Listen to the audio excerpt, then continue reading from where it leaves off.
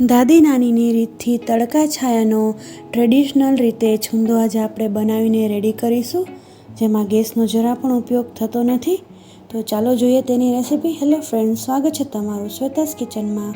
તો અહીંયા એક નંગ કેરી છે, જે ગ્રામમાં માપીએ તો 1 કિલો જેટલી છે. હવે આપણે એને છાલેની ઉખેડી લઈશું. અહીંયા મેં આ રાજાપુરી કેરી લીધેલી છે, જે અથાણા માટે અને મુરબ્બા માટે સારી એવી ગણાય છે. તેના બદલે તમે તોતાપુરી કે બીજી કોઈ સરસ એવી કેરી હોય, જો અવેલેબલ ના હોય તમારે ત્યાં રાજાપુરી, તો બીજી કોઈ લઈ શકો છો. તો આપણે અહીંયા કેરી છે તે પીલ થઈ ગઈ છે છાલ ઉખેડીને. હવે આપણે એને ખમણ કરીશું. એનું ખમણીમાં જે બાજુ મોટા હોલવાળું હોય સાઈડ, એ બાજુ આપણે એને ખમણ કરીશું. તો એવી રીતે આખી આપણે કેરીનું છે ખમણ કરી લઈશું. તમે જોઈ શકો છો અહીંયા આપણું ખમણ આવી રીતનું મોટું મોટું છે.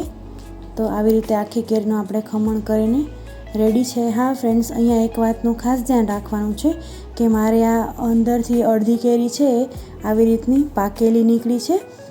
તો જે ઉપરનો કાચો ભાગ હતો એનું જ મેં ખમણ કર્યું છે, અને જ્યાં વધારે થોડીક પોચીને પાક ઉપર એવી છે કેરી, એને યુઝ નહીં કરવાની, નહીંતર તમારું જે છૂંદો છે તે બગડી શકે છે. તો આપણે એ ભાગને રાખી દીધો છે. હું એનો પણ યુઝ કરવાની છું, એ નેક્સ્ટ વિડીયોમાં તમને જોવા મળશે. તો અહીંયા આપણું કેરીનું ખમણ છે મેં એક વાટકામાં લઈ લીધેલું છે, જેથી કરીને આપણે એનો ખાંડનો પણ માપ આપણે કરી શકીએ. તો એક વાટકો છે જે કેરીનું ખમણ છે, તો એટલો જ વાટકો આપણે અહીંયા ખાંડ લઈ લઈશું. એકદમ ઇઝી માપ છે, જેટલી કેરી હોય એટલું જ આપણે ખાંડ લેવાની છે. જો તમે 1 કિલો કેરી લીધી હોય તો સામે 1 કિલો ખાંડ લેવાની. આપણે પણ અહીંયા અડધી મારે થોડી એવી કેરી છે પાકેલી નીકળી છે, તો આ માપ પણ આવી રીતે પણ તમે માપ કરી શકો છો. ચોક્કસ માપ છે. હવે એક મોટી તપેલીમાં સરસ ડ્રાય હોય એવી રીતની એમાં કેરીનું ખમણ અને ખાંડ છે તે બંને એડ કરી દઈશું, અને ખાંડને અને કેરીને સરસ મિક્સ થાય ત્યાં સુધી આપણે એને ચલાવીને આવી રીતે મિક્સ કરી લઈશું, જેથી કરીને ખાંડ સરસ ઓગળી જાય. આપણે કેરીની ખટાશમાં ખાંડ છે એ સરસ રીતે ઓગળી જાય છે. તો આવી રીતે આપણે એને ઓગાળવાની છે. જ્યાં સુધી ઓગળે નહીં ને ત્યાં સુધી આપણે એને ઘરમાં જ રાખવાની છે. ખાંડ ઓગળી જાય પછી જ આપણે એને કપડું બાંધીને તડકે મૂકવાની છે. આ વાતનું ખાસ ધ્યાન રાખવાનું છે. તો તમે પણ એવી જ રીતે ફોલો કરજો, તો તમારો છૂંદો છે એ પણ સરસ બનશે, આખું વરસ બગડશે પણ નહીં. તો આવી રીતે હવે એક પ્લેટ ઢાંકીને આપણે એને રાખીશું જ્યાં સુધી આપણી ખાંડ ઓગળે નહીં ત્યાં સુધી.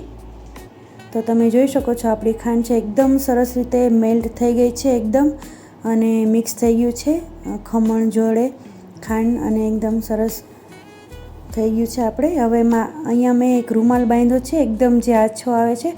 તમે કોઈ પણ આછું કપડું દુપટ્ટો છે તેમાં બાંધી અને ઉપર રાખવાનું છે. સવારે આપણે મૂકવાનું છે, અને સાંજે તડકો જાય એ પહેલાં જ આપણે લઈ લેવાનું છે.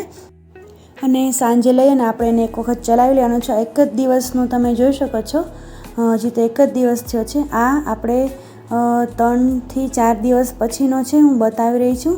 રોજ આપણે નીચે લઈએ ત્યારે એક વખત ચલાવી લેવાનું છે એને. ખાસ એ વાતનું બી ધ્યાન રાખવાનું કે એમાં કીડીઓ છે તે ના ચડી જાય. તમે જોઈ શકો છો હજી એમાં થોડું પાણી જેવું છે, એકદમ લચકા જેવું સરસ નથી બની ગયું. હવે ફાઇનલી 5 થી 6 દિવસ પછી અહીંયા બનીને રેડી છે. તો અહીંયા અંદર એડ કરવા માટે મેં 1 ઇંચ તજનો ટુકડો અને 4 લવિંગ લઈ લીધેલા છે. આપણે એને ખાયણીમાં છે તે અધકચરો એવો પાવડર જેવો ભૂકો કરી લઈશું. સરસ આવી રીતે ભૂકો કરી લેવાનો છે. જો ફ્રેન્ડ્સ તમને કટકી કેરીનો મુરબાનો રેસીપી જોઈતી હોય તો તે પણ મારી ચેનલમાં અવેલેબલ છે. તમે મારી ચેનલને વિઝિટ કરી અને જોઈ શકો છો. તો અહીંયા રેડી છે આપણો લવિંગ અને તજનો પાવડર. આપણે હવે આ ખોલીશું. તમે પણ જોઈ શકો છો અહીંયા એકદમ સરસ એવો લચકા પડતો આપણે એકદમ સરસ છૂંદો છે બનીને રેડી થઈ ગયો છે. જો તમારે ક્વોન્ટિટી વધારે હોય તો વધારે દિવસ લાગે છે. અહીંયા અમારે 500 ગ્રામ જેટલી જ કેરીનું બનાવેલું છે, તો ઓછા દિવસ લાગ્યા છે. એ તમારે વાતનું ધ્યાન રાખવાનું છે. તમે વધારે યુઝ કરતા હો તો વધારે દિવસ લાગશે. એમાં આપણે હવે પાવડર જે કર્યો તો તજ લવિંગનો એડ કરી દઈશું. એનાથી એકદમ એનો ટેસ્ટ છે સરસ આવે છે. તજની સુગંધ તો તમને ખબર જ છે કેટલી સરસ હોય છે. તો એને બરાબર સરસ રીતે ચમચા વડે ચલાવીને મિક્સ કરી લઈશું. તો રેડી છે આપણો આખું વરસ માટે સ્ટોર કરવા માટે તડકા છાયાનો કેરીનો છુંદો. તમને પણ જો આ રેસીપી પસંદ આવી હોય તો મારી ચેનલને સબસ્ક્રાઈબ કરજો અને વિડીયોને લાઇક અને શેર કરવાનું નહીં ભૂલતા. તો આવી જ અવનવી રેસીપીઓ માટે મારી ચેનલમાં જોડાયેલા રહેજો. Thanks for watching.